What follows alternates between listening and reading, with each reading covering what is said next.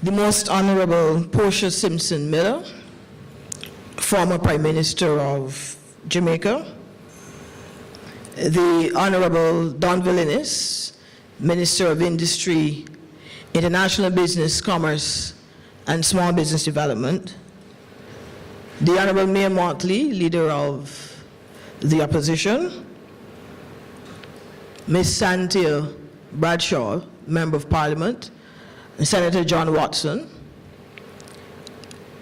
Mr. Dean Sagicor, the President of the SBA and other directors of the Small Business Association.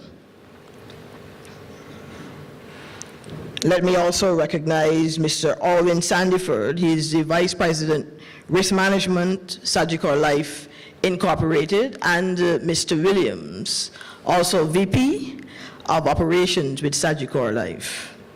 Our visiting colleagues from Jamaica, our friends from the Leacock family, ladies and gentlemen all, our sponsors for Small Business Week 2017, members of the press, good evening again. I have the unenviable task, yet it is an honorable task, to welcome you this evening to this, our Sagicor 8th Leo Leacock Memorial Lecture. And we assembled this evening as a part of the Small Business Week 2017 to reflect on the theme, exploring a new paradigm for the survival of SMEs. And I'm sure that you will agree with me that if there was a time for us to consider what are the strategies and solutions needed to ensure the survival of this critical sector, it is now.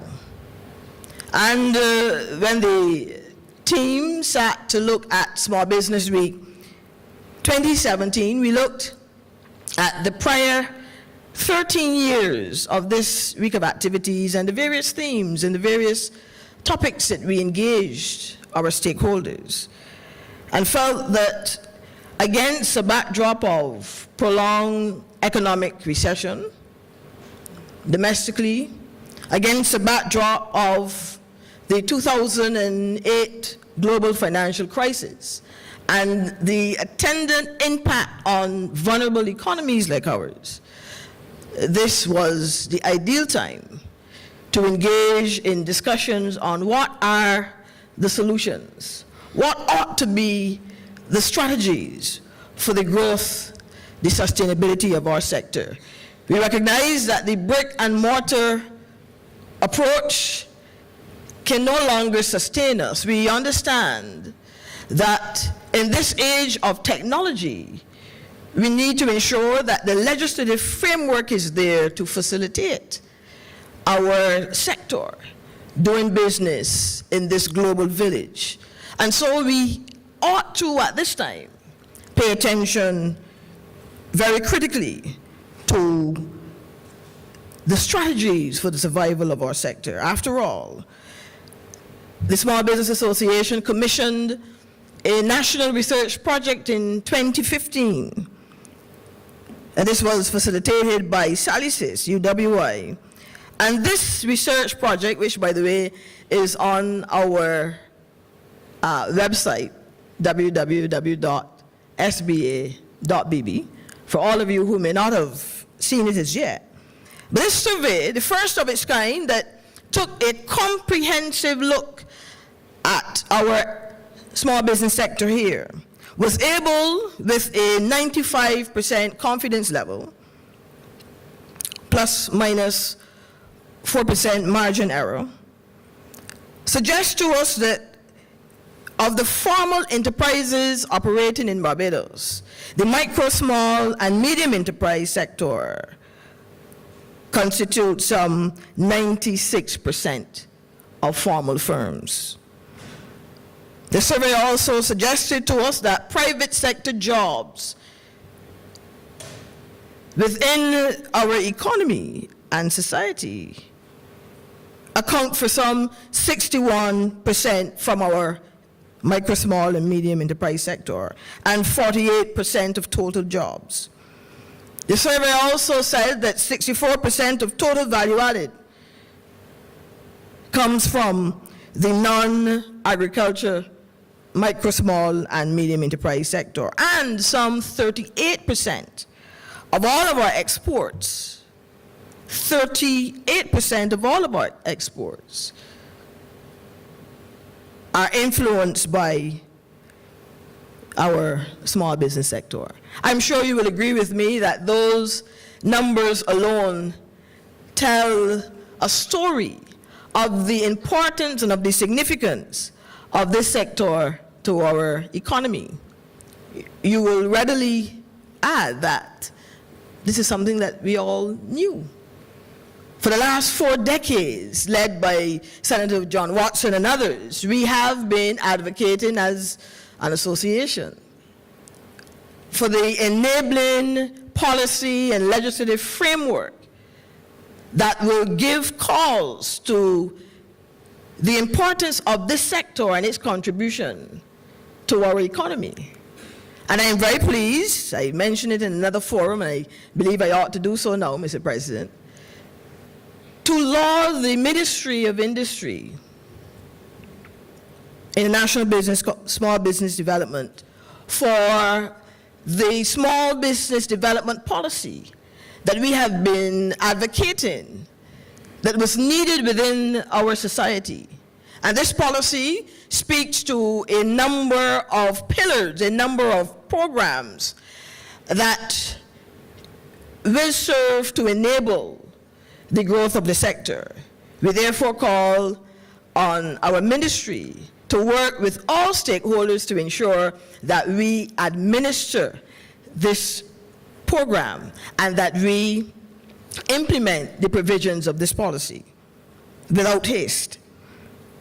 So when we looked, therefore, at who at this time can assist us to answer this question, drawing on the persons that we would have selected in the past, we did not hesitate to look across to the land of reggae, to our sister island, Jamaica.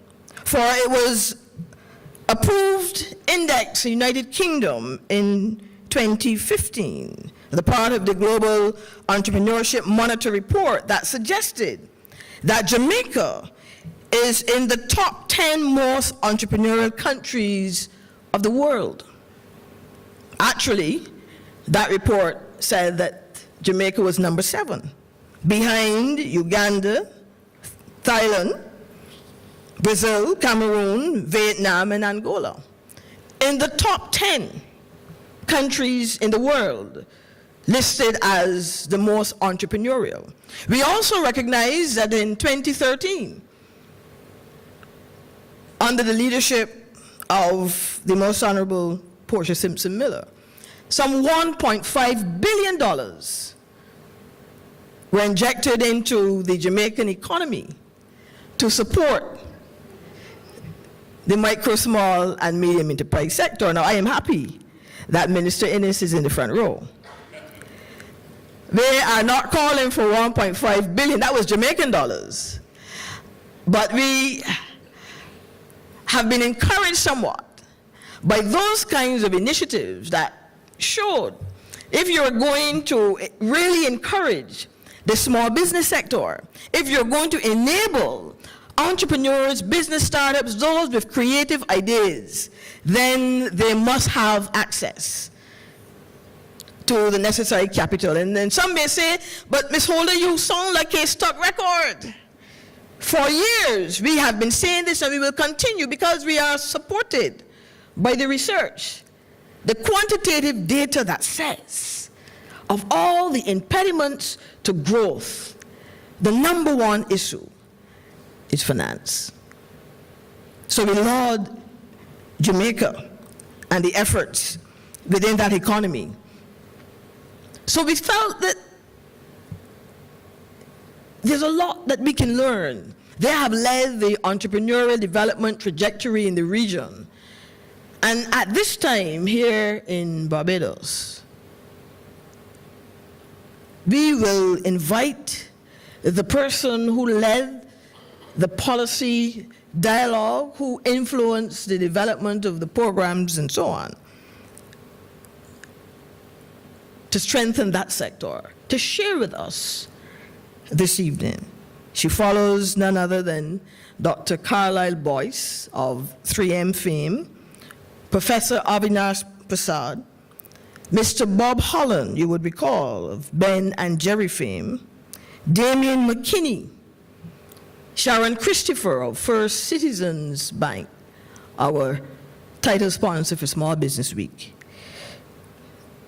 the late Sir Dwight Venner, and Professor Hilary Beckles. These are the men and women who in the past have delivered our Leo Leacock lecture. And we are pleased, therefore, this evening to have one who is in this esteemed category to share with us in our 8th iteration of this lecture. And so I believe the 3 minutes allotted to me are now expired. I will conclude by thanking all of you for being here on the behalf of my board and our association, for coming out and being a part of this Sagicor Leo Leacock lecture. And I believe it was again a former Prime Minister of Jamaica, P.J. Patterson, that said it takes cash to care. And it would be remiss of me not to thank Sagicor because of the cash that they have injected behind our efforts. We are here this afternoon and can present this lecture to you. So ladies and gentlemen, welcome. Good evening.